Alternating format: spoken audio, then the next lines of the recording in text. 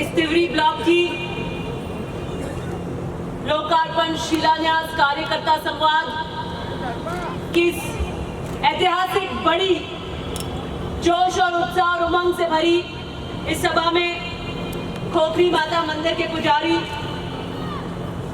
जी, मठाधीश जी, आपके सरपंच अजय सिंह जी, पंचायत समिति के सदस्य फिरोज बेलिन जी, पूर्व सरपंच सोमराज जी साखला, आपके कृषि मंडी की अध्यक्ष नौजी देवी जी, आपके पूर्व कोऑपरेटिव डायरेक्टर लूनाराम जी, आपके उपाध्यक्ष कोऑपरेटिव हेम सिंह जी सिंगल, मंडल अध्यक्ष चंपालाल जी कटारिया, पूर्व जिला परिषद सदस्य जोगाराम जी, पूर्व युवा कांग्रेस अध्यक्ष सावर परिहार जी, कांग्रेस के वर्तमान के अध्यक्ष रामकिशोर जी, आपके एनएसयूआई के सचिव बबलू जी, किसने बनाई है इस पे?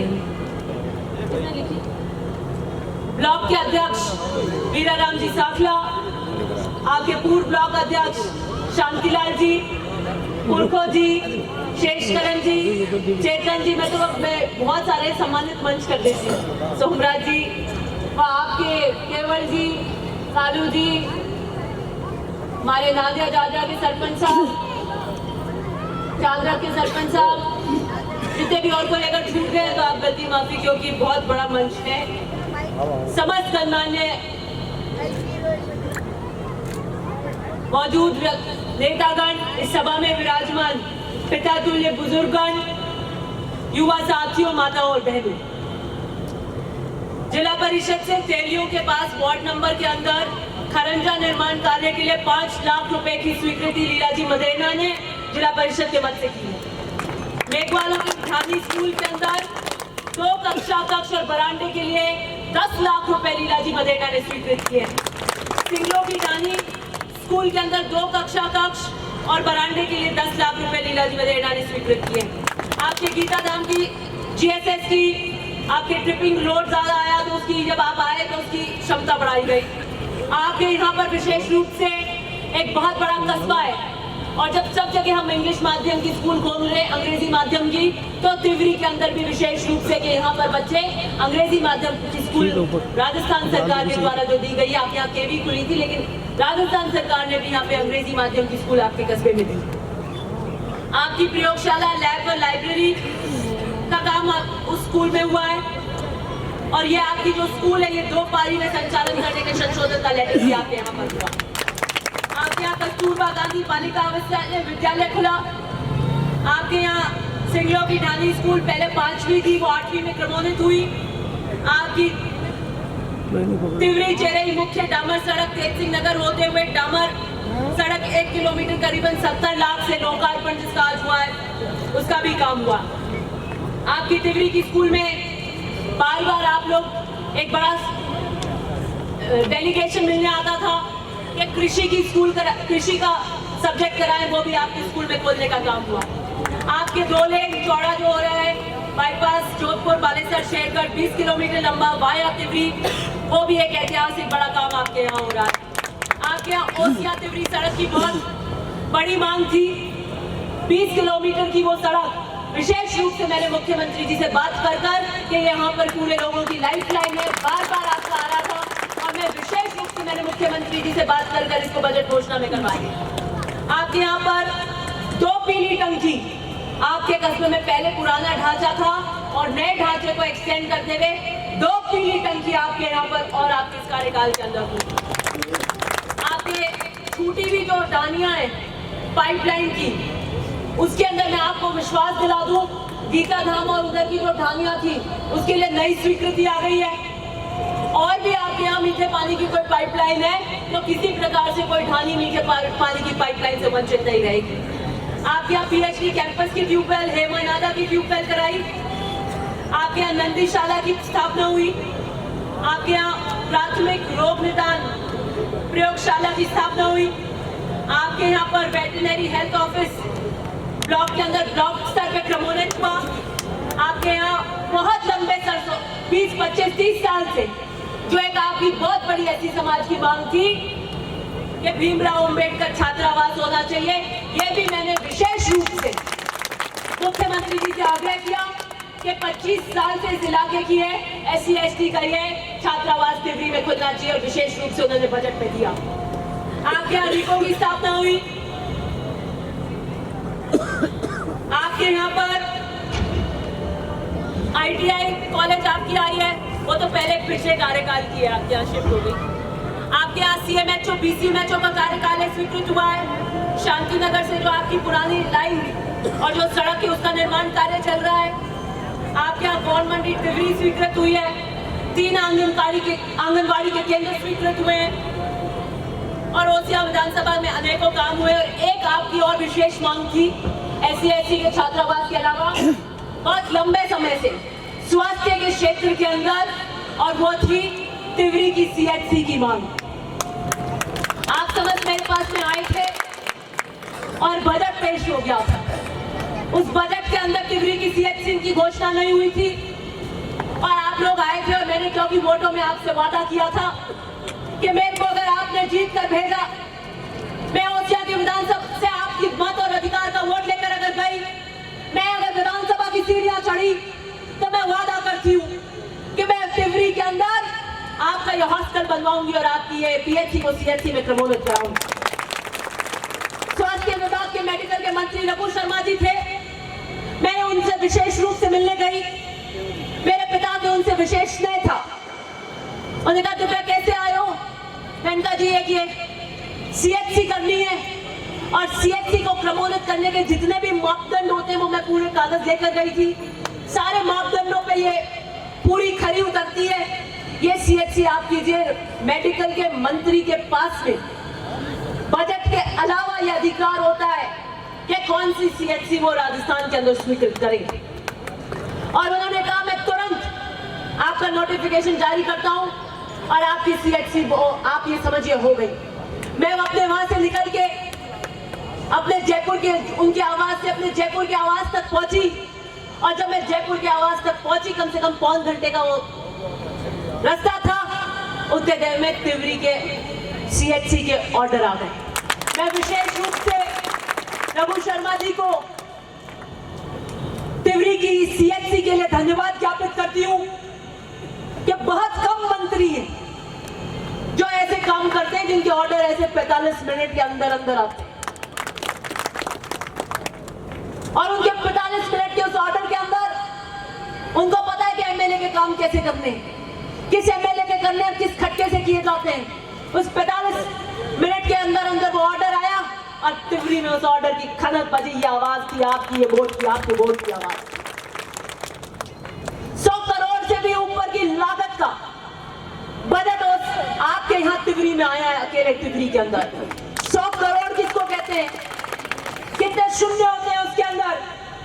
आपके यहाँ पर जितनी भी पूरे ओसिया में, तिवरी में, मथानिया में, हर एक गांव की जो भी मुख्य मांगे होती थी, मैं मुख्यमंत्री जी से विशेष रूप से जाके पुरजोर आपकी पैरवी करती थी और मुख्यमंत्री जी ने भी कभी मुझे किसी काम के लिए मनाही नहीं करी। मैंने जब ओसिया के काम के लिए उन्हें कहा, उन्होंने तुरंत उसको बजट में या अगले बजट में जैसे भी कर संसाधनों को देखते हुए करने का काम किया। मुझे खुशी है कि आज जब 5 साल का लेखा जोखा देने आए तो हमने सारे वादे पूरे किए और चौतरफा विकास का काम किया और उससे भी कहीं ज्यादा विकास का काम किया जिसके वादे हमने आपसे किए। आज आपके यहां से भी एक रोड शो निकला था। मैंने भी GPS लगा रखे। मेरे को सूचना आई कि उसमें तो तिवरी के यहाँ के इस एरिया के लोग ही नहीं है, सब बाहर लूनी के और वहां के पाउड़ी के लोग। फिर वो ओसिया पहुंच गई। मेरी आपसे पहले अनुवाना में सभा थी, 6000 से भी ज्यादा लोग अनुवाना की सभा में आए। 5 किलोमीटर तक हमारी गाड़ी यहाँ थी तो डीजे आगे बावड़ी की उस कस्बे में थी। इतनी लंबी लाइन टोल से लेकर वहां तक थी। उससे हम अंदर की तरफ घूमे तो जिस गांव में जाना था वहां से लेकर वहां तक ट्रैक्टरों की लाइन थी, ट्रैक्टर रैली निकाली। जब हम सभा स्थल पे पहुंचे, इतनी ज्यादा जोश और उत्साह से लबरेज युवा और बुजुर्ग आशीर्वाद देने आए थे कि मैं 15 मिनट तक गाड़ी से नहीं उतर पाई। मैं गाड़ी से उतर गई तो एक पैर नहीं रख पाई। बहुत ज्यादा मशक्कत के बाद में वहां से जितनी चल के स्वागत की चरी लेकर जो खड़ी थी महिलाएं, वहां तक पहुंचे तो वो 10 मिनट तक स्वागत नहीं कर पाई, क्योंकि इतना ज्यादा भीड़ का मूवमेंट हो रहा था, वो थाली नहीं हो रही थी। बड़ी मुश्किल से उन्होंने स्वागत किया तो स्वागत से स्टेज तक नहीं पहुंच पाए। और मैंने स्टेज पर आकर देखा कि पुलिस प्रशासन कहां है। तो एक कांस्टेबल खड़ा था। मैंने कहा कितने जने हो आप? कि हम 2 कांस्टेबल हैं। तो मैंने कहा सुरक्षा कहां है? 6000 से भी ज्यादा का। जब इतनी बड़ी मीटिंग हो रही है विधायक की, एसएचओ कहां है? जाप्ता कहां है? कि वो तो ओसिया में हनुमान बेनीवाल की मीटिंग में भेजे हुए। मैंने पता किया तो मुझे पता चला चोमू का एसएचओ, खेड़ापा का एसएचओ, ओसिया का एसएचओ, ओसिया के डिप्टी के नीचे एक ही थाना आता है, ओसिया का डिप्टी, एडिशनल एसपी, सारे थाने, सारी पुलिस लमलेट हुई थी वहां। एक एसपी की कमी रही, मुझे नहीं पता वो क्यों नहीं गए खुद। एक महिला की सुरक्षा को टांग पे रखकर सारी पुलिस वहां ओसिया में भेज रखी थी। अभी थोड़े दिन पहले बीजेपी की परिवर्तन यात्रा हुई थी। बीजेपी तो नेशनल पार्टी है, उनके तो बड़े बड़े नेता आए थे। तो पुलिस प्रशासन ने इस तरीके का पुलिस महकमा वहां पर नहीं लगाया। और आज वहां सभा हो रही है, 400 लोग तो बैगी ने भेजे वहां पे अपने खुद के खासिम खास, क्योंकि छुपती नहीं हो तो फोटो आएगी, आप तो यही क्यों, आप देख लोगे, मैंने भी देख ली है। तो 400 तो उनके गए और 300-400 जो उनके साथ आपके यहाँ से चल रहे थे लूनी के बाहर के, 800 लोग हैं टोटल। तो एक बात तो मुझे समझ में आ गई कि हनुमान बेनीवाल दिव्या मदेना की कॉन्स्टिट्यूंसी में इतने खौफ में मीटिंग करता है। 800 से ज्यादा आपकी मीटिंग नहीं हुई, वो भी 400 बीजेपी के लाए और 400 बाहर से लेकर आए और 5-5 थाने लगाए और इतने थानों में मीटिंग करी। और मीटिंग करके क्या कहते हैं, क्या चार संहिता आ जाएगी तो देख लेंगे, क्यों बटका भर लोगे, खा जाओगे, क्या कर लोगे? 15 चुनाव लड़े हमने 52 से लेकर, आचार संहिता तो रोज ही लगती है, क्या 9 की 13 हो जाएगी आचार संहिता में? मैंने डीजी को फोन किया, मैंने एसपी को फोन किया, मैंने कहा आपकी 22 श्रेणी की सुरक्षा जो कागजों में खाना पूर्ति के लिए मुझे दे रखी है उसको वापस भेजिए, कोई 22 श्रेणी की सुरक्षा नहीं चाहिए। मैंने कहा पहले तो आप विफल हो जाते हैं, जब आपको पहले पता था कि भोपालगढ़ में मेरे पे हमला होगा, पुलिस सुरक्षा के अंदर हमला हो जाता है और जो गुंडे मेरी गाड़ी को घेर कर हमला करते हैं, वो तो ठीक है गाड़ी निकाल दी पीछे से, आपने वीडियो देखे, अगर नहीं निकालते तो पीछे ठोक के कांच तोड़ा, सारे तोड़ते और घसीटते लाते, हाथ पैर तो तोड़ ही देते, आईसीयू में पट्टे बंधा के बैठना पड़ता हमारे। क्या राजस्थान सरकार की पुलिस जवाब देती कि उनकी महिला विधायक पट्टे बांध के आईसीयू में बैठी? क्या जवाब देती? मैं ओसिया में वादा करके आई थी कि अगर मुझे ओसिया की जनता ने चुनकर विधानसभा में दिया तो मैं ओसिया में गुंडा राज खत्म कर दूंगी, और मैंने कर दिया। मैंने मान लिया कि चौराहों पे गाजर की गाड़ियां लुटना बंद करा दिया। मैंने आपके टोल की जो साइड की रोड है, टोल बचने के लिए आप साइड से गाजर की गाड़ियां ले जाते हैं, मुझे सब पता है, वहां पे आपकी गाड़ियां लुट जाती थी। इस पूरे नेड़े के एरिया में रात को आप पूरी रात गाजर धो के भराकर बेचने जाते थे सुबह और बीच में गायब हो जाते। मैंने सारी बंदर पाठ रुका दी। ये जब होता है, जब संकल्प होता है। मैं पूछना चाहती हूं कि राजस्थान की पुलिस की संकल्प में ऐसी कौन सी दरारें आ गई कि वो गुंडे आज तक गिरफ्तार नहीं हुए जो लठ बजा रहे थे मेरी गाड़ी पर? कागजों में 22 श्रेणी दे दी, खाना पूर्ति कर दी, लीजिए आपकी कागजों की खाना पूर्ति भी वापस ले जाइए। और मैंने आज से कह दिया है कि मेरी किसी सभा में कोई पुलिस नहीं रहेगी, मैं जनता की सुरक्षा में चुनाव लड़ने जा रही हूं।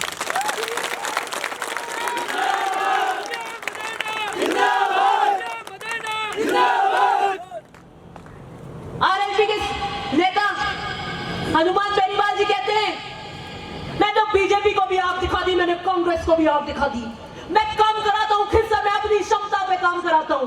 कैसे कराते हो भाई साहब? राजस्थान के मुख्यमंत्री बजट पेश करते हैं, ओसिया की, तिवरी की, मथानिया की जितनी योजनाएं आई हैं वो मैंने मुख्यमंत्री जी से संवाद कर यहाँ पे बजट में पेश करवाई है। जब राजस्थान के मुख्यमंत्री अशोक गहलोत फरवरी के महीने में राजस्थान का बजट पटल पे रखते हैं वित्त मंत्री के रूप में, तो खिवसर के अंदर कैसे पिटारे खुलते हैं, कैसे खुलते हैं कि मैं अपने दम पे कराता हूं? नहीं, बंद कमरों में जाके हाथा जोड़ी करते हैं। मुख्यमंत्री जी तो गहरे व्यक्तित्व के मदेरणा साहब के साथ उन्होंने राजनीति शुरू करी है। उनको पता है कब मुस्कुराना है, कब आंख मीचनी है, कब किसके हाथ रखना है। दो कॉलेज लाते हैं, सड़कें लाते हैं, डीएमएफटी का फंड लाते हैं, मुख्यमंत्री जी के हाथा पैरी जोड़ी करते हैं बंद कमरों में, और फिर सुबह आगे वैभव मुख्यमंत्री जी को गाड़ियां निकालते हैं। ऐसे ही बजट नहीं आता आपका। ऐसे ही जोधपुर की पूरी पुलिस ओसिया में स्वर्णम गच्छा भी कर रही है। दिव्या मदेरणा पिटे तो पिटे, कोई सुरक्षा का उसके ऊपर हमला हो तो हो, इतनी भीड़ की गाड़ी में से उतर के जा पाए कि नहीं जा पाए, एक महिला होकर अगर मुझे इतने बड़े कस्बे में इतनी बड़ी भीड़ में जाना पड़ता है, इतने सारे युवाओं में बिल्कुल पिस जाती हूँ बीच में, बिल्कुल सांस क्या आप ऐसे अंगुली नहीं हिला सकते, नहीं उसकी कोई परवाह नहीं है। हम महिलाओं की नहीं देंगे विधायक को सुरक्षा, हम तो जोधपुर की पुलिस को मैं हनुमान बेनीवाल के बाद दंडवत कराएंगे। और हनुमान बेनीवाल जी फिर वहीं पे उसी सभा में राहुल गांधी जी पे अगर कल टिप्पणी करेंगे। मैं राहुल गांधी जी हमारे नेता हैं, हमारे दल के सबसे माननीय नेता हैं, जो आज संघर्ष कर रहे हैं, जो भारत जोड़ो में चल रहे थे, मैंने भी भारत जोड़ो में चलने का अवसर मिला था, जो बेरोजगार की आवाज उठा रहे हैं, गरीब की आवाज उठा रहे हैं, आम व्यक्ति की आवाज उठा रहे हैं। हमारा विरोध हनुमान बेनीवाल से रहेगा अगर हमारे नेता पर टिप्पणी करेंगे तो। हनुमान बेनीवाल जी वहां पर जाकर ओसिया में राहुल गांधी पर टिप्पणी करते हैं और कांग्रेस की सरकार की पुलिस उन्हीं के वहां पर दंडवत देती है। ये दो बात नहीं हो सकती। ये जवाब देना पड़ेगा डीजी को, जवाब देना पड़ेगा एसपी को, कि जो हमारे नेता को अभद्र निम्न स्तर की गालियां देते हैं, निम्न स्तर की टिप्पणियां करते हैं, प्रशासन उनके लमलेट क्यों हो रहा है? एक विधायक की सुरक्षा को ताक पे रखकर ऐसे कौन से सितारे जड़े वहां भीड़ ही नहीं हुई? बीजेपी की यात्रा में नहीं थी उन्होंने पुलिस, तो ऐसी पुलिस के पान कोई चुनाव नहीं लड़े जाते। 15 चुनाव लड़े हमने जनता के नाम, जनता के विश्वास, और मैंने वहां से डिसीजन कर लिया, मेरी कोई कारकेट में पुलिस नहीं चलेगी, मेरी किसी सभा में कोई पुलिस नहीं लगेगी। अब आप तो राजस्थान की जितनी पुलिस है, जितना जाप्ता है, वो हनुमान बेनीवाल की सुरक्षा में लगा दो। रात को आप देखना भी न्यूज आई है, जी न्यूज, एक और चैनल है, उसमें वीडियो आया है।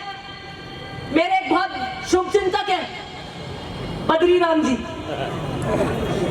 बहुत परवाह उनको मेरी, वो रात को सर्किट हाउस गए लेट 11:30 बजे, सामने छुपका, उनको पता नहीं, लेकिन आजकल जो पत्रकार है, खबरी पत्रकार है, वो सबसे आगे पुलिस को पीछे छोड़ देते हैं। वो जैसे ही सर्किट हाउस के उस कमरे से बाहर निकले, खप देली पत्रकार ने कहा, आप कैसे हनुमान बेनीवाल जी से रात को मिलने आए? 1 घंटे आपने क्या मुलाकात की, क्या चर्चा थी आपकी? एक चुनाव के वक्त ही आप क्यों मिलने आए? कि प्लीज का अरे हमारा रिश्तेदार है। रिश्तेदारी कब हुई भाई? कि मेरा रिश्तेदार है, हम रिश्तेदार से मिलने नहीं आ सकते? पत्रकार ने कहा, आपको चुनाव के वक्त ये रिश्तेदारी याद आई कि नहीं हमारे रिश्तेदार हैं? मैं आपको पहले बता देती हूँ, कांग्रेस की बी टीम, आरएलपी, बीजेपी सब एक है, और मैं एक तरफ हूं आपके विश्वास के ऊपर। बीजेपी वाले हाथा जोड़ी कर रहे हैं कि साहब हम करा देंगे सभाएं, ओसिया में हम करा देंगे शो, हमारे कार्यकर्ता भेज देंगे, मांडिया में फोटो देख लेना किसने कराई है स्वागत, सारे उन्हीं के परिवार के। वहां पे 400 जने गए ना जो बीजेपी के, वो कौन से बीजेपी के उम्मीदवार के समर्थक हैं, ये भी देख लेना। तो एक तो वो कह रहे हैं साहब चाहे कुछ भी हो जाए, कुछ भी करो, आरएलपी का कैंडिडेट मत खड़ा करना, आरएलपी का कैंडिडेट मत खड़ा करना। आता थोड़ी कर रहे हैं बीजेपी वाले। बद्री जी जा रहे हैं रात को, कैंडिडेट खड़ा कर देना, मैं भामाशाह हूं, पैसा दे दूंगा जितना भी लगेगा। दोनों की चल रही है। मैं आज आखिरी बार कह रही हूं यहां से, और मैं चुनौती देती हूं हनुमान बेरीवाल को, मैं चुनौती देती हूं बीटिंग बद्रीराम जी और जितने भी विरोधियों को, मैं चुनौती देती हूं, चौतरफा चुनौती के लिए तैयार हूं। कैंडिडेट उतार देना, जो चाहता है वो स्पॉन्सर कर दो, भामाशाह है तो पैसा लगा देना, आरएलपी है तो कैंडिडेट उतार देना, भाजपा भी अपना कैंडिडेट उतारेंगी। मैं मैदान में कमर कस चुकी हूं, मैंने चुनाव का बिगुल बजा दिया।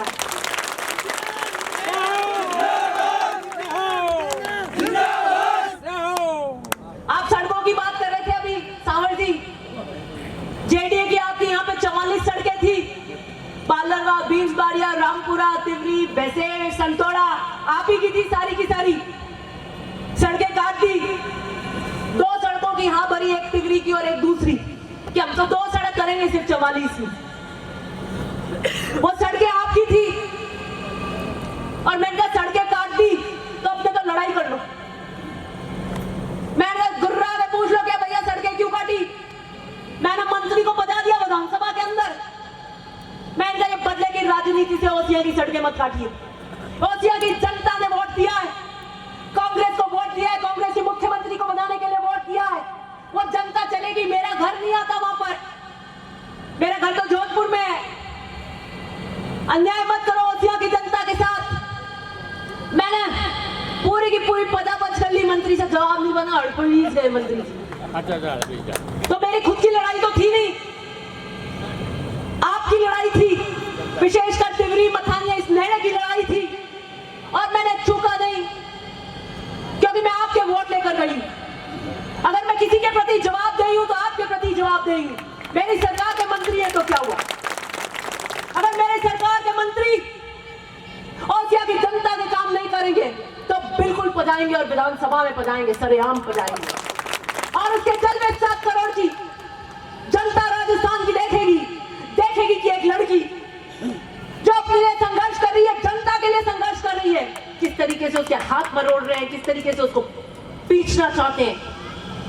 कम से कम मैं आपके बीच आऊंगी, आप कहोगे साहब ये रोड नहीं हुई, तो आपको पता है नहीं हमारे विधायक ने ईमानदारी से लड़ाई करी, हमारे विधायक की नीयत में खोट नहीं थी। और चिंता मत करो, जिस दिन मेरे हाथ का कलम चलेगा मैं आपके एक नीचे रोड, एक डबल डेकर ऊपर रोड कर दूंगा।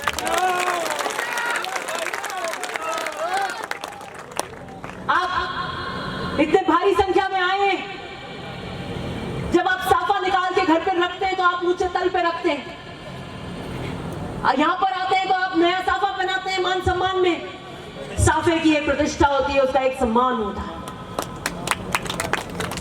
पैर नीचे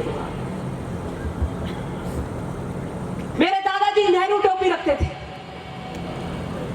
परशुराम मदेना की शख्सियत थी नेहरू टोपी, और उस टोपी की साख थी, उसूल थे, ईमानदारी थी, और पूरे राजस्थान के अंदर नहीं पूरे भारत के अंदर परशुराम मदेना किसान केसरी के नाम से जाने जाते हैं।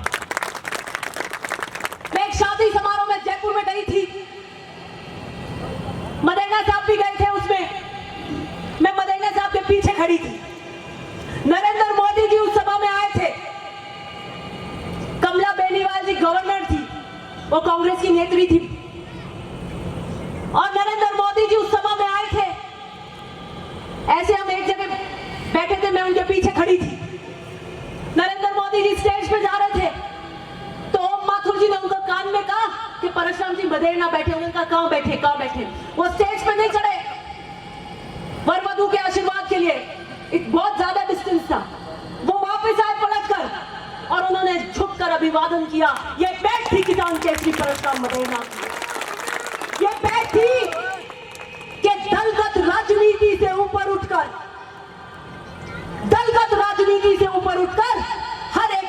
परशुराम मदेना का सम्मान करता है उनकी निष्ठा के लिए। परशुराम मदेना जाने जाते हैं कि कांग्रेस के प्रति अगर सबसे निष्ठावान अगर कोई है राजस्थान के अंदर जिसने निभाई तो वो परशुराम मदेना। हुजूरों से राजनीति किसी ने करी तो परशुराम मदेना, सिद्धांतों की राजनीति करी तो परशुराम मदेना, किसानों के लिए अपना जीवन दिया तो परशुराम मदेना। नरेंद्र मोदी जी आए थे कांग्रेस के नेता को सिर झुक के अभिवादन करने। वो राजनीति से जब उन्होंने संन्यास ले लिया, उनकी तबीयत ठीक नहीं थी। उस वक्त की अध्यक्षा श्रीमती सोनिया गांधी जी को जब पता लगा कि मदेना साहब का स्वास्थ्य ठीक नहीं है तो उन्होंने विशेष रूप से कार्यक्रम बनाया। वो उनके घर पर मिलने आई, जबकि वो किसी भी घर पर किसी के घर पर मिलने नहीं जाती थी। कुछ लेना देना नहीं था, वो राजनीति से संन्यास ले चुके थे, लेकिन उनको पता था कि कांग्रेस के लिए जिसने पूरा जीवन दिया, एक सम्मान्य कांग्रेस के प्रतिष्ठावान, वो एक पूंजी है कांग्रेस की, वो उस भाव और सम्मान से आई थी। कल लूनी की सभा में 12 बजे परशुराम मदेना की टोपी के लिए जो बात करी, वो समाज के जो लोग सुन रहे थे उनकी 7 पीढ़ियां भी गूंगी हो जाएंगी। जिस समाज के लोगों ने किसान राजनीति के लिए अपना खून पसीना बहाओ, उसके लिए ऐसी अनर्गल टिप्पणी सार्वजनिक सभा की पटल से बोलना और सुनना दोनों ऐसा गुनाह है जो समय के पटल पे कभी कोई उसका अपराध लिखा जाएगा तो उसमें माफी नहीं मिलेगी। मैं एक महिला हूं, एक बेटी हूं और आपकी बेटी बनकर आपके लिए संघर्ष कर रही हूं। 2011 में जो घटना हमारे साथ घटी, मैं मेरे पिता से मिलने गई, उनकी जब जैसी हुई कोच से, और मैं 5 बजे उनसे मिलने गई, मेरे पिता सामने से आ रहे थे।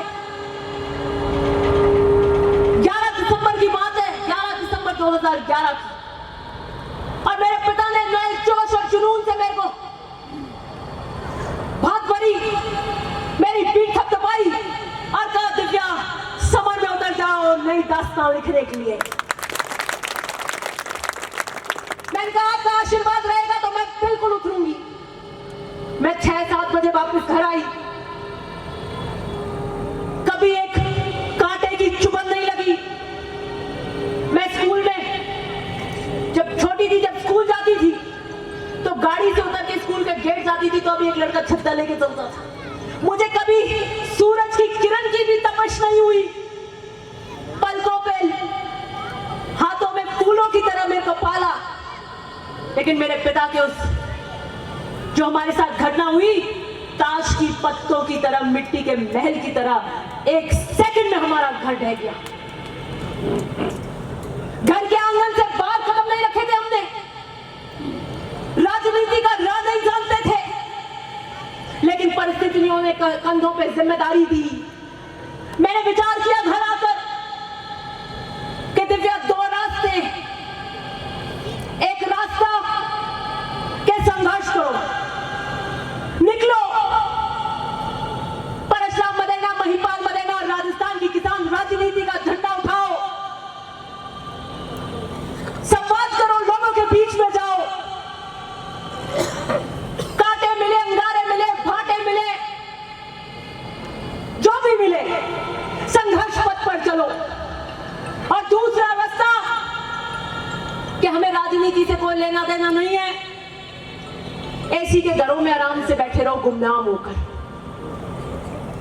मैंने उस दिन अपनी चुन्नी में गांठ बांध ली, मैं संघर्ष करूंगी, मैं घर से बाहर निकलूंगी, मैं लोगों के बीच जाऊंगी, संवाद करूंगी, मैं राजनीति की बारीकियां सीखूंगी और जनता के लिए काम करूंगी।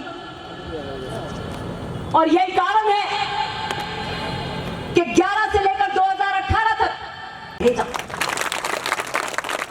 आपने मुझे विधानसभा की सीढ़ियों में भेजा तो 5 साल मैंने आपके काम करे, सर झुका के करे, ईमानदारी से करे। कोई गुनाह किया? आप बताओ, मुझसे कोई गलती तो नहीं हुई कि मैंने कहा कि नहीं, मैं सार्वजनिक जीवन में आपके लिए आपकी आवाज बनूंगी। कोई गलती नहीं, कोई गलती नहीं। तो आज ओसिया में बयान देते हैं कि हम ओसिया में गंदगी साफ कर देंगे। क्या आपको दिव्या मदेना गंदगी नजर आती है? क्या ये शब्दावली का प्रयोग होगा सार्वजनिक जीवन में? क्या महिलाओं पे, बेटियों पे ऐसे शब्दों का प्रयोग होगा? क्या गुनाह है हमारा? क्या हम जनता के बीच में ईमानदारी से काम करते हैं? क्या दिव्या मदेना इतनी कड़काई रखती है कि स्वाभिमान और किसान के लिए घुटने नहीं टेकती? मैं बंद कमरों में समझौते नहीं करती। मैं जो बात है वो खुली खुली करती हूं, सामने करती हूं।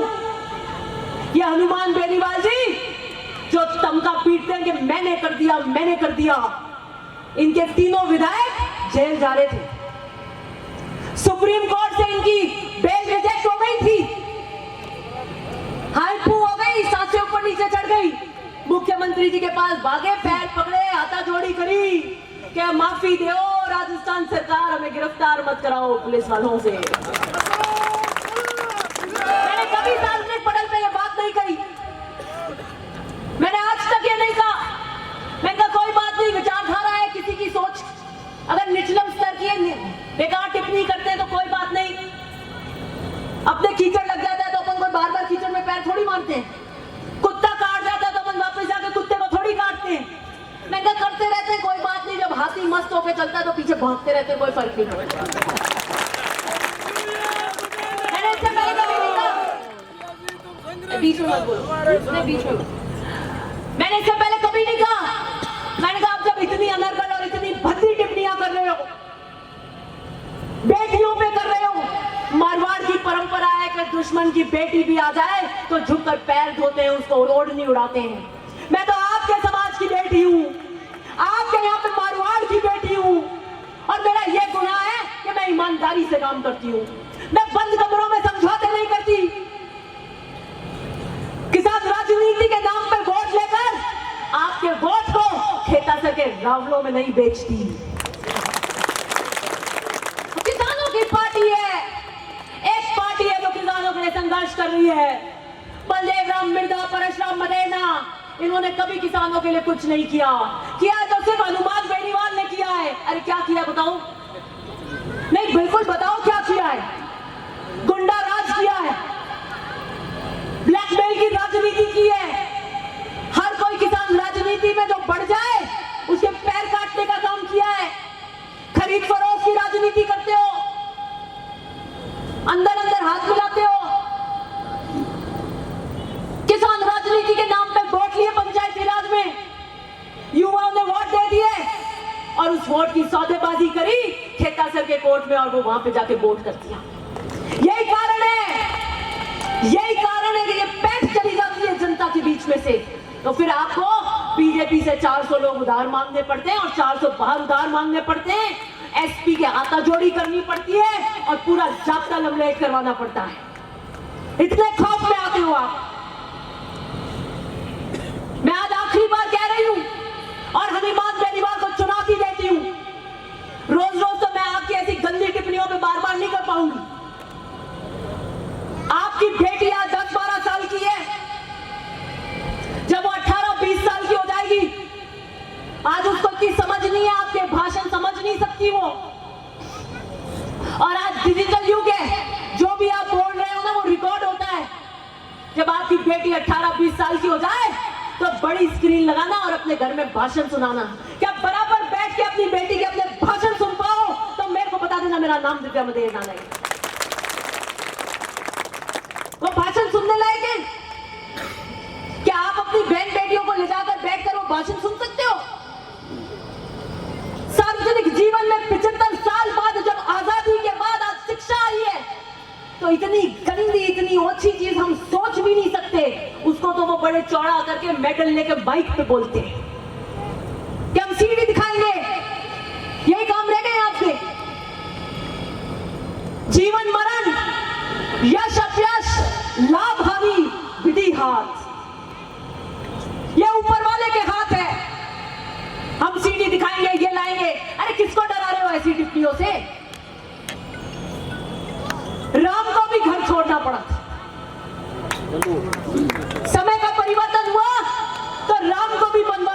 पड़ा। वो जो सीता बाग साफ थी उस पे भी एक धोबी की तर्जनी का लांछन लगा तो राम को सीता को त्यागना पड़ा। ये सब समय के फेर हैं। लेकिन अपनी ओछी शब्दावली और उस ओछी शब्दावली से आपकी गिरती हुई निम्न स्तर की मानसिकता का जो प्रचलन आप कर रहे हो, मेरे वोट बढ़ा रहे हो। हमने कभी विरोधियों का विरोध निम्न स्तर पर नहीं किया। और आपकी बेटी जब सुनेगी ऐसे भाषण तो आप देखना, आपको पीठ थपथपा के कहेगी कि पिताजी वाह क्या खंबे गाड़े हैं आपने, क्या थोबड़ियां गाड़ी हैं, कि शर्म से मर जाएगी। इसका आकलन कर लेना। जो सीढ़ियां दिखानी हो दिखा देना, जितनी अभद्र और गंदी टिप्पणियां करनी हो कर देना, जितना बोल सकते हो जिसकी पराकाष्ठा नहीं है बोल लेना। मैं आपकी चुनौती के लिए तैयार हूं और आरएलपी का कैंडिडेट उतार देना ओसिया में। ऐसा नहीं है कि नहीं उतारो, कोई सेटिंग कर ले, अंदर अंडरस्टैंडिंग कर ले, कोई ना कोई समझौता हो जाए, बीजेपी से हो जाए और उतारे नहीं। और फिर मेरे को कह देंगे दिव्या जी लीला जी रोने आई थी, गिड़गिड़ाई थी कि भैया आरएलपी का कैंडिडेट मत खड़ा करना। आप तो तिवरी से हो। नारायण जी 5 लाख का गांव कौन सा है? आप नारायण जी खोद का गांव कौन सा है? जसनाथबाड़ी में लक्ष्मी नारायण नगर। आप पहचानते हो नहीं पहचानते? कोई जानता है नहीं जानता? आप सब कोई ऐसा है? सारे बिजली के पोलों पे अभी लगी हुई थी ना, कौन सी यात्रा थी, एक कोई यात्रा निकाली थी उन्होंने, संकल्प यात्रा। उनकी भी संकल्प ही थी क्या? नहीं, किसकी सबकी एक जैसी नाम है, जन आशीष जो भी थी, सारे बिजली के पोस्टर भरे हुए थे। उस पोस्टर पे कौन से दल का निशान था?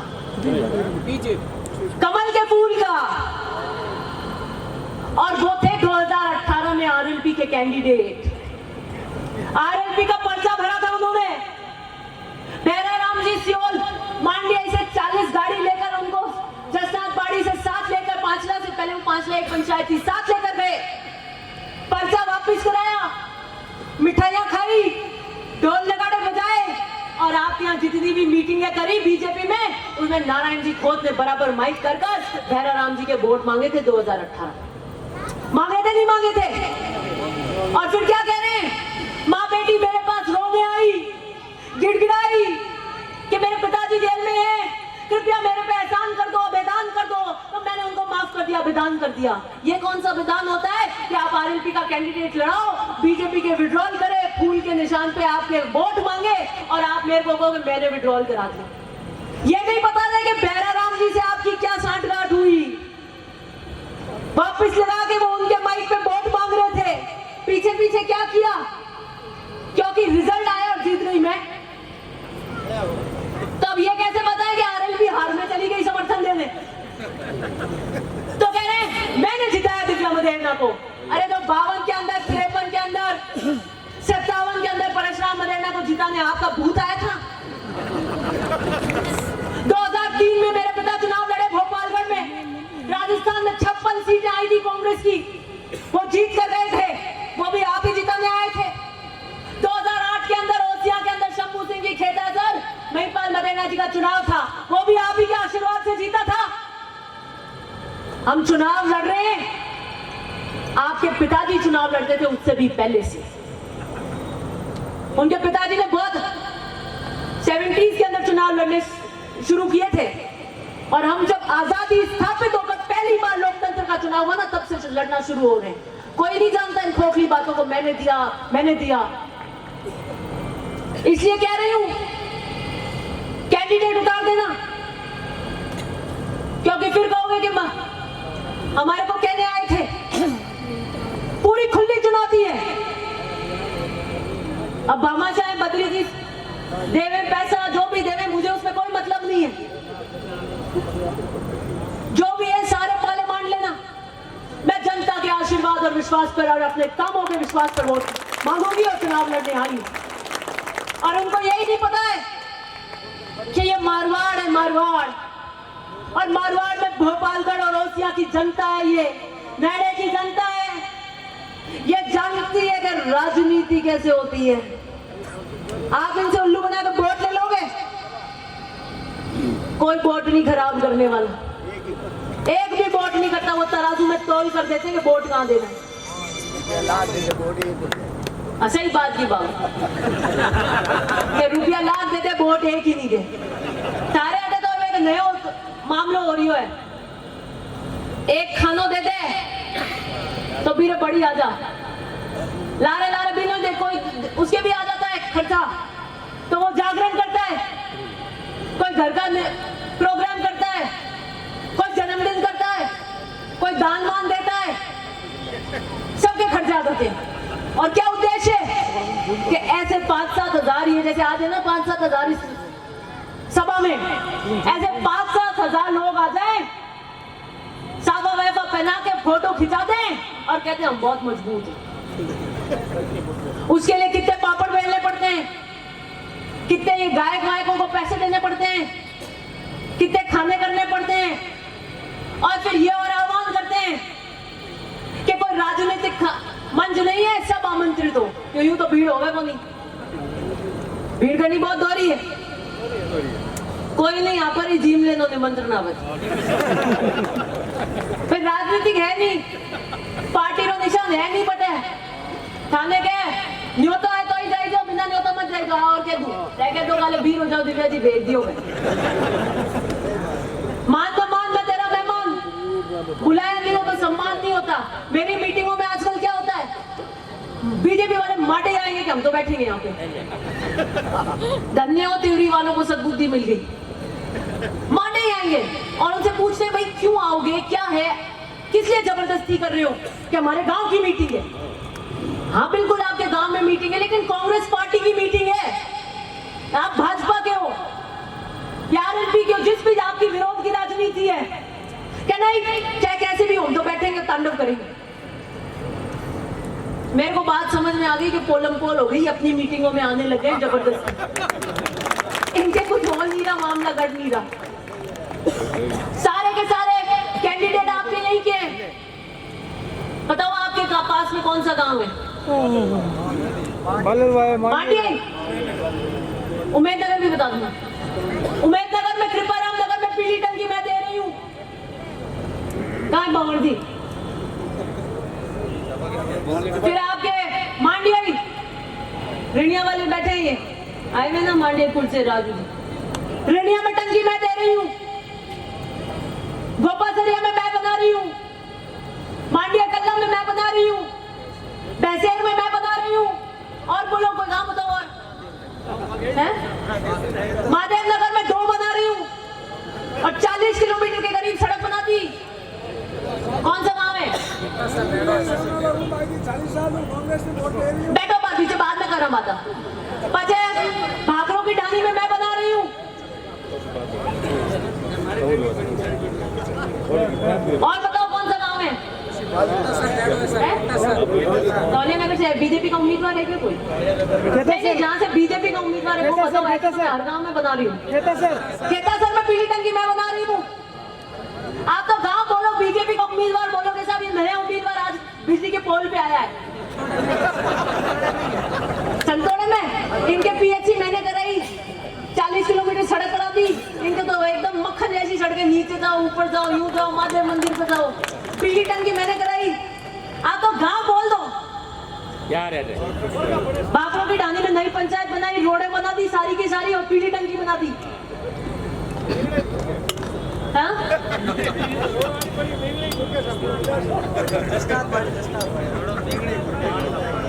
दस्तारबाड़ी में मैं बना रही हूँ, रोड भी बना रही हूँ, पीली टंकी भी बना रही हूँ। गांव बोल दो आप, तो कोई गांव उठाओ, मेरे को नहीं आंगलियों पे है। वहाँ से रेल लाइन बंद होगी सर, वहाँ से रेल लाइन बंद होगी चलती जी, ट्रेनें बंद होगी सर। ट्रेनें सेंटर से आती हैं, वो राज्य सरकार के जो पूछा जाता है, बताओ ट्रैक को मत उतरो सर। सेंटर ही सीधा मैं क्यों बता सकूं? तो बीजेपी वालों से पूछा कि आप क्या काम कराओगे, दिव्या जी के सामने कौन से मुद्दे लेके जाओगे? तो कहा दिव्या जी ने काम तो बहुत कराए हैं, लेकिन अपने लोगों के काम कराए। तो तिवरी के अंदर 100 करोड़ से ऊपर के काम कराए। कांग्रेस के लोग रहते हैं? बीजेपी नहीं है क्या तिगरी में? 100 करोड़ की लागत के काम कराए मैंने। एक बहुत बुद्धिजीवी है, इतने बुद्धिजीवी है, छोड़ो आप बात ही नहीं। उनसे पूछा कि दिव्या जी 100 का शतक लगा रही है, 200 गांव में 100 टंकियां बना चुकी हैं, गांव गांव टंकी बना रही है, आप क्या करोगे? आप वहां से टिकट मांग रहे हो कि मैं घर घर गांव गांव टंकी बना रही है, मैं घर घर गैस लाइन लगा दे, घर घर गैस लाइन लगा दे हो तो भूंगड़ा प्रकरण हुए वहां पर है बात त्रासदी हुई। कितनी रिस्क का मामला है। आपकी पानी की पाइपलाइन फूट जाती है, अगर कोई पाइपलाइन गैस की फोड़ दे और कोई वहां पे माचिस वगैरह कुछ भी कारण हो जाए तो पूरा खेत है, पूरा ओस या गोड़ा बन के बुक हो जाएगा। आप जी माफ करो, एड़ा मत चुन लीजो गड्डी, ऊपर ही पुगा दे अपन हैंगा में। मतलब ऐसी चून चढ़ रही है कि चीज हो ही नहीं रही है। अच्छा, डामरा में भी मुख्यमंत्री जी का प्रोग्राम हुआ था, आप गए थे ना? सब बहुत सारे गए थे। मुख्यमंत्री जी के प्रोग्राम के अंदर जो आयोग जो थे कि मेरी तो उनसे 36 के आंकड़े, वो अभी मैंने बताया ना, बद्री जी गए थे हनुमान जी से मिलने रात को कि आरएमपी का कैंडिडेट कर देना, पैसे मैं दे दूंगा। वो डामरा में आयोजक, मैं तो उनके साथ बैठती नहीं। तो उस डामरा के प्रोग्राम के अंदर बीजेपी वालों को पता लगा दिव्या जी नहीं आ रही है, तो यहाँ से 40-40 गाड़ियों की गैर लगाए, जब देने के अपन पहुंच जाओ, सारे वोट अपनी जेब में डाल लो। पप्पू क्या दौड़िया 120 की स्पीड हूं, 2 उम्मीदवार, पुलिस हकचूक हो गई कि बीजेपी वाले आ गए, क्या हो गया? वो एक हट्टो, एक बिगारो, पीएचडी रो, वो सारे के सारे बीजेपी वालों को उसमें डाल के और 500 पुलिस वाले वहां खड़े हो गए। क्या हम तो आए मुख्यमंत्री जी अशोक जी गहलोत का स्वागत करेंगे और ये है वो है, तो क्या मुख्यमंत्री जी स्वागत नहीं है, वो हेलीकॉप्टर उड़ी नहीं, बाद में छोड़ा, पहले नहीं छोड़ा, वो हेलीकॉप्टर उड़ियो बाद में बाहर काटिया, પછી रियाणा होना इंटरव्यू दिया कि गहलोत सरकार की पुलिस ने पकड़ लिया। अरे तो मुख्यमंत्री जी गहलोत साहब यहाँ बैठे, अरे बिठा, जिसकी मूर्ति वो नामन था वो कांग्रेसी, जो आयोजक थे मेरे उनसे 36 के आंकड़े लेकिन कांग्रेसी। हाँ, लेकिन ओसिया में वो बीजेपी से मिल जाते हैं रात, वो भाग्य के गई कांग्रेस के झंडे लिए हुए हैं। और मुख्यमंत्री जी कांग्रेस के मुख्यमंत्री, तो मुझे समझ में नहीं आया कौन से वोट के जाले भरने गए थे, इतने अंधे हो गए, इतनी चूने बुलाओ वही भाग जाएंगे। आपको भी आ जाओ, फोन लगा दे वो घंटी कर क्या बार हम दर्द दिन घर आ जाए, मैं तो क्या अड्डी के बुलावे यूं वोट नहीं आवे लोकतंत्र, वोट वोट रे हिसाब में आवे, वो मनट है वोट रा लड़का झटका ही अलग। और ये वास्ते मैं डरू ही को नहीं, कोई तो माथो पकड़नी चाहे, कोई हाथ पकड़नी चाहे, कोई यूं को पग झेलनी चाहे, क्या यूं बांध कस नहीं क्यों, और थोपड़ी है नहीं यूं रस्सी इन्हें पकड़ता पकड़ में नहीं आती। मैं ईमानदारी से काम करती हूँ, आपके लिए काम करती हूँ, जनता के लिए काम करती हूँ। भ्रष्टाचार मुक्त शासन मैंने आपको दिया है। शिवरी के बिजली घरों के कैसे हाल थे, कैसे नीलाम हो रहे थे, मथानिया का चौकी, आपकी चौकी और मथानिया का पुलिस स्टेशन कैसे नीलाम हो रहा था, कोई छाना है क्या आपसे? सारी दलालियां बंद करी मैंने, अच्छे अधिकारी लगाए, ऐसे अधिकारी लगाए जो 5 साल जनता की सेवा भाव से काम करेंगे। किसान की गाड़ी कमाई जेब में नहीं जाने दी मैंने अधिकारियों की, ये कड़काई रखी है आपके वोट की ताकत। हम बिजली आलान बयान में हमें मोटी सभा नहीं होना होगा, हमें वजह होना, बिजली आला तो हो रही है नहीं है, विजिलेंस वाली हो रही है नहीं है, तो और केड़ो राज चाहिए कुछ है, एडो ठीक है राज पलट दियो नहीं, कोई यूं मुर्दो टाइप की थोपली काट दी तो तारे विजिलेंस छोड़ो, 5 साल का खड़पा नहीं बैक 8 देते कि मीटर का एवरेज पकड़ के घर ही मक्खन मलाई खाई थे 5 साल, मैं खड़पा दे दे 15-15 लाख में, को आज भरी जान घोटाले भरी। हाँ, कांग्रेस की सरकार रिपीट होगी, और इसलिए सिर्फ अपने विधायक के लिए नहीं, कांग्रेस की सरकार को बनाने के लिए वोट कीजिएगा।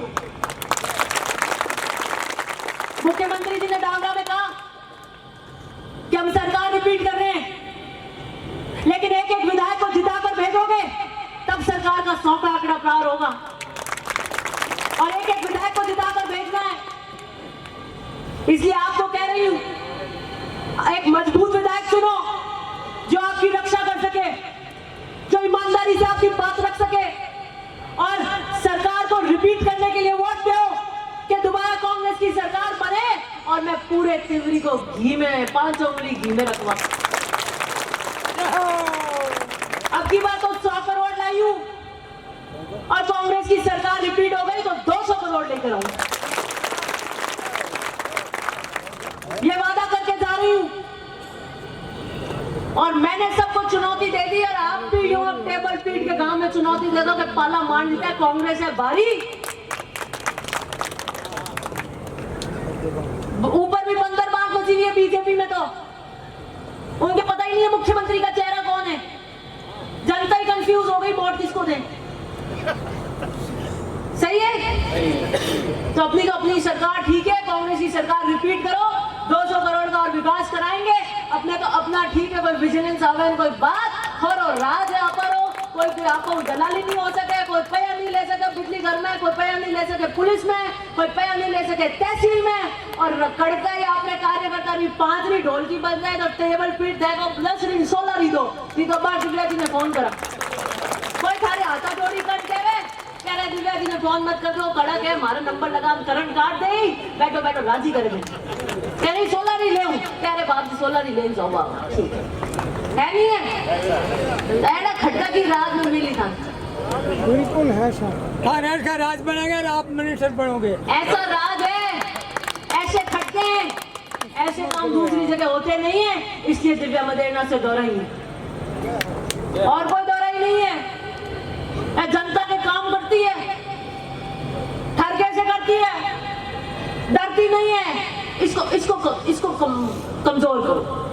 अरे आई नहीं खाए तो वोट धारो थोड़ी लागे, वोट लागे अटे जगह है बारो, कोई खीसर हो वोट लागे, कोई गोपालगढ़ में बैठा है जगह है नहीं, भामाशाह फाइनेंस करन में लागी उड़ा है कैंडिडेट, वो को बारो वोट लागे। वोट लगता है ओसिया की जनता का, और ओसिया की जनता के लिए 5 साल अगर किसी ने काम किया है इस कार्यकाल में तो मैंने किया। 8 साल 11 से लेकर 18 तक जब बीजेपी का राज था तो भी आपके लिए खड़े थे, तो हम खड़े थे। जनता से छुपाए क्या तो यूं नहीं बिखेर परो खिंडा परो नाटनी सो मुझे लारे तुम बनी था दनी दोरी तारी बात कौन राखी क्या पर तो खिंडेरो कर दो अन बाजू। भोपालगढ़ की जनता से पूछो क्या हाल हो रहे, रो रहे खून के आंसू। इसलिए आने वाला चुनाव आपके मान सम्मान का चुनाव होगा। आने वाला चुनाव आपके साफे के मान का चुनाव होगा, गरीब का चुनाव होगा, किसान का चुनाव होगा, आम व्यक्ति का चुनाव होगा। और इस चुनाव में जीत आपकी होनी चाहिए। इस बात के साथ बहुत बहुत धन्यवाद।